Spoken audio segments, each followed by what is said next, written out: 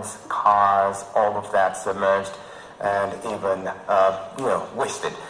Many homes have been compromised, and some people may not be able to return to their homes even after the floods because those homes can no longer stand as a result of, the flooding. It's just that the humanitarian crisis that Nigerians have to continually deal with. It's not insecurity, it's flooding, or something just happens, and Nigerians have to suffer at the end of the day. And when we talk about, relief materials, sometimes government puts out these things and we hear, there's going to be relief materials going to these people and all, but then some of these things are hoarded. Imagine when there was a COVID-19, there was a pandemic, and government had, put out stuff for to mitigate the sufferings of Nigerians, and then those things were hoarded and left in warehouses. Some of them even got expired there. And at this point, again, we see that we have a similar, situation on our hands. How do we handle this system around? I'll leave that to you to answer.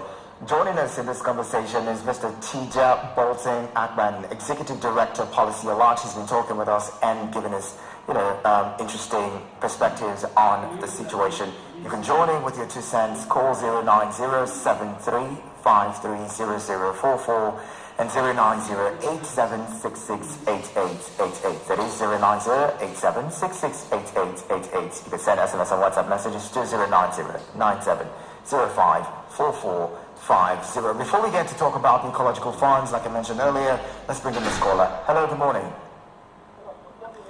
Good morning, Abdullahi Mekano. Good to have you.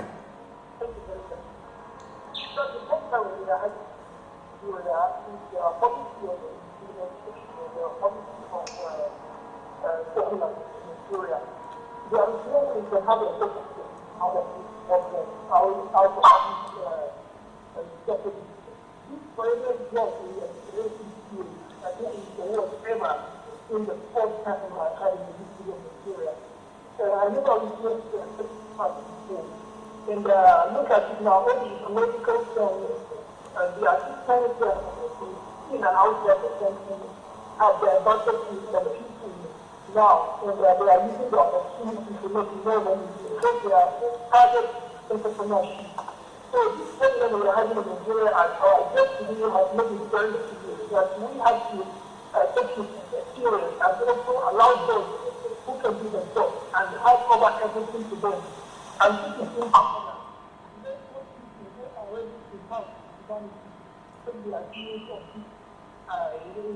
Public funds. But unfortunately, many people are willing to go there in the process of making release to people that they are using the opportunity to get more money. You remember what happened these days in Pakistan? A theoretical flood, which was disastrous, ever in the history of that country called Pakistan. But I can see in one video, which is viral at the moment, where the death was about 20 years old, where the blood was devastated. But because of the concentration of that country, they were able to rescue the life of that particular boy, 21 boy. But the men was running all about actually just the life of rescuing the life of that particular boy. If this happened in Nigeria, I don't think the government has the kind of thing in place rescuing the life of somebody, not even one person. Okay. Because we don't have anything on the ground. When we have just data, it's out of course, also people need to respond. Thank you very much. And I don't think the government has anything now to address that. Thank you again.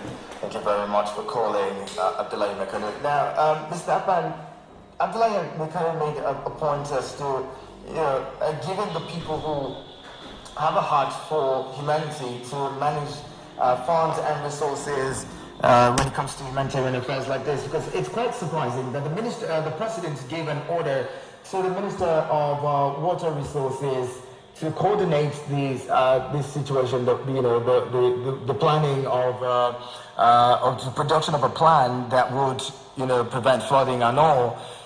And we have a Ministry of, Disaster and Humanitarian Affairs.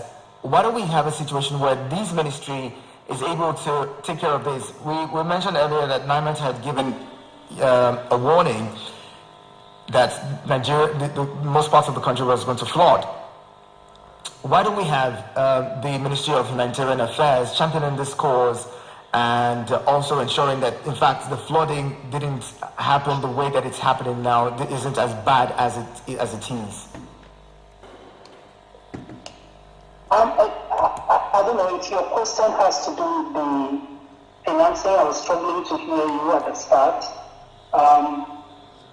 Maybe just I'm talking about the fact that it seems like we don't have round holes in round pegs. In a situation where we have a Ministry of Humanitarian Affairs and Disaster Management, and now the President is giving orders to the Ministry of Water Resources to coordinate the affairs of regarding the planning of for flood prevention and reduction. Why don't we have?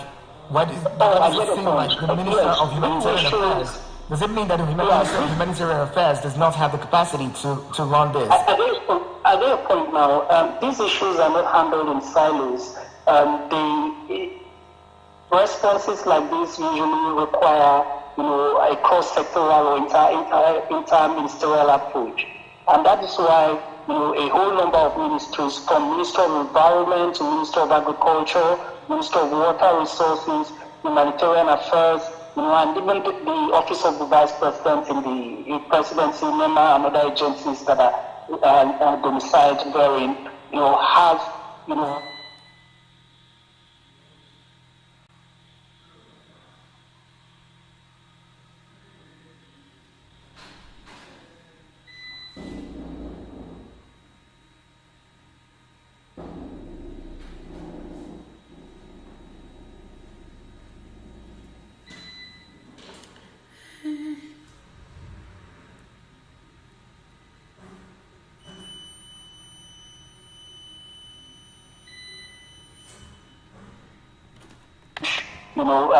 the response, make the response more effective.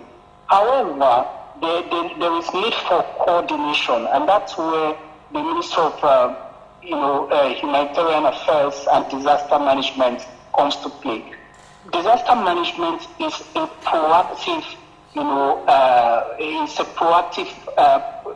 thing. It's not something you do with a knee-jerk reaction like we're doing. You don't wait till it happens. Disasters have to do with where hazards meet vulnerability. So if a context is vulnerable and there is a hazard, then a disaster will happen. There are different disasters that have been prevented because they came into a place that wasn't vulnerable, and so they were able to withstand, to be resilient, to those disasters. Unfortunately, we've not invested in resilience. We've not invested in reducing vulnerability. That's the challenge we have. And that is why, the policy responses we've seen to climate change recently also creates a cause for question. So we've seen the government setting up the Climate Change Council. We have our nationally determined contributions and so on. A lot of these documents are actually responding based on dictates of international, multilateral institutions, and not, looking at the peculiar realities of Nigeria as a country.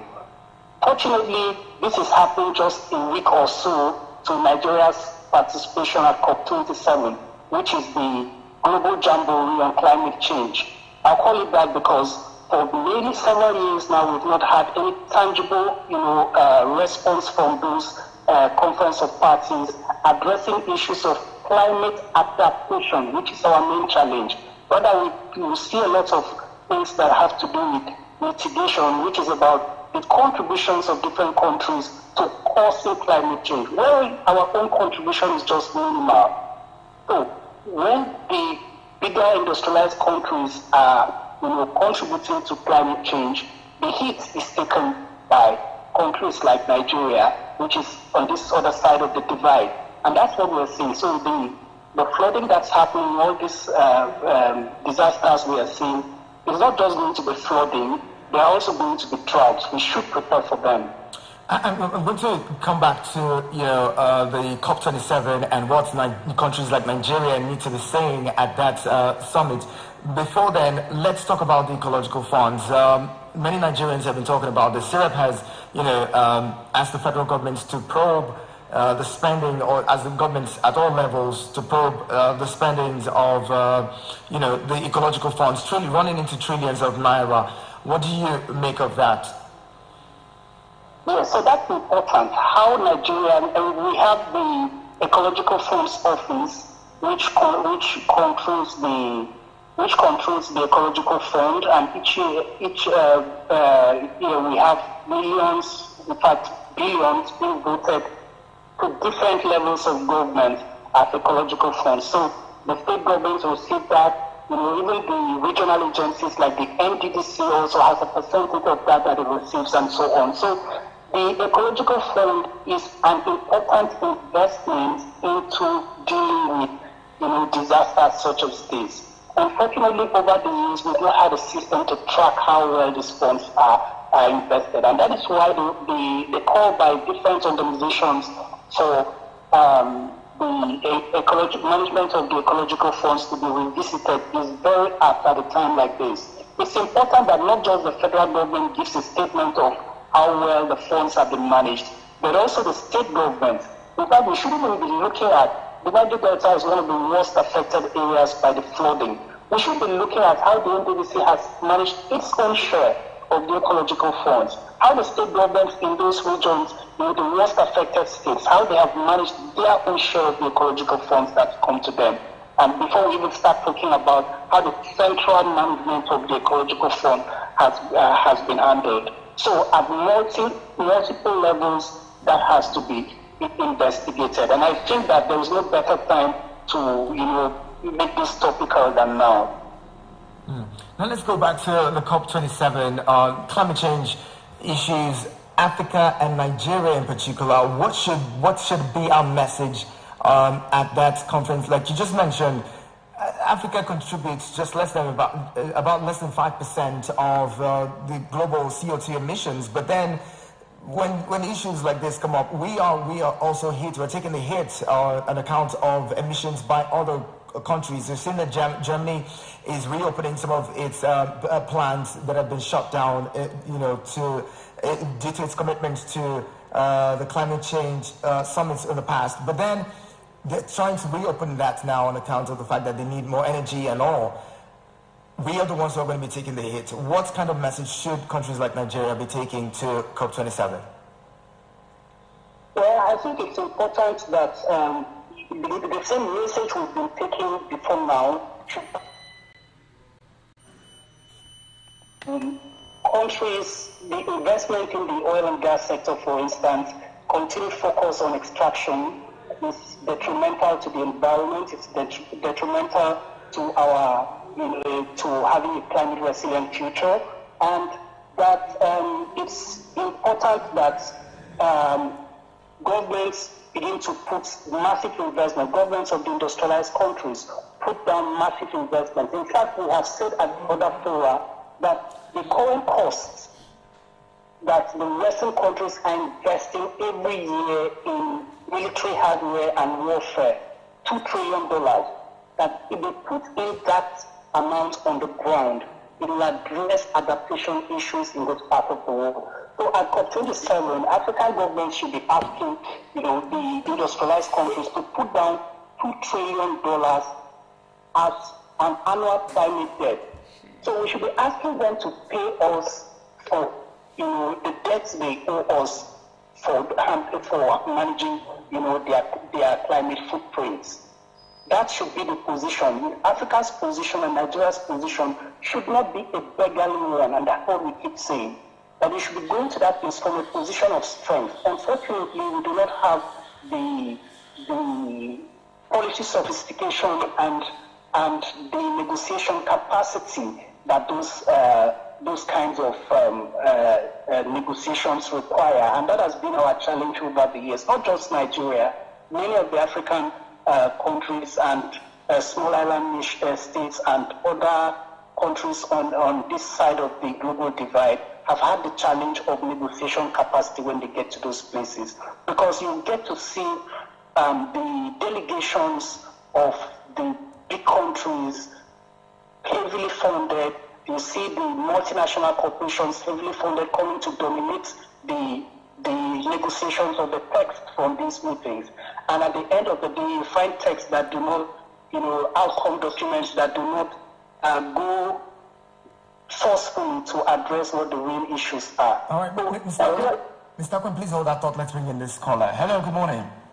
Hello, Enato. Good morning, Ogenemanu. Good to have you. Yeah, I'm about to speak on the flood. Please make it quick. Yeah, government should take action now. It should go beyond, we want them, we told them to park. Where are they parking to? Are they parking from their farm? So the best thing to do is to take action from now. Let us put what we will do on our record to the building of the dam in the next budget. Okay. Thank you. Thank you very much, Ogenemanu. We'll wrap this up now. Mr. Akpan, Ogenemanu says we need to ensure that we build up dams as quick as possible, do whatever needs to be done now, and not just saying... The problem is not about building more dams. Dams have been, I said it earlier, the dams have been part of the problem. And if we must even build more any dams now, the dams will have to be upstream of the current ones, right? That will mean that more dams will need to be constructed in the countries that are northwards of Nigeria, not even within Nigeria anymore, right? So the dams have been part of the problem. They've been identified as part of the problem. We need to start dealing with the challenge that the dams have created in the first place. Dams have been part of the problem. So building more dams will not solve the problem. We should now rather be asking for how to remedy the disastrous impact that dams have had, on the environment. Very, very well said. As we close, what would be your final thoughts as we wrap up, Mr. Akpan? Nigeria should come up with a Marshall Plan to address the flooding issue. The military should be called in, and it should be dealt with as if it were a situation of war. This is a national disaster, and it should be treated as such. Secondly, Nigeria should be more proactive. We should bring in a climate-responsive lens into our national planning and budgeting. Climate resilient infrastructure needs to be put in place. We should also address this at a governance level by asking the question, who were the people who had responsibility to put certain things in place, like infrastructure that did not do it? How about the ecological funds that should have been invested before now that was not spent adequately, that has led us to this sorry path? Those questions need to be asked, and we need to hold people accountable.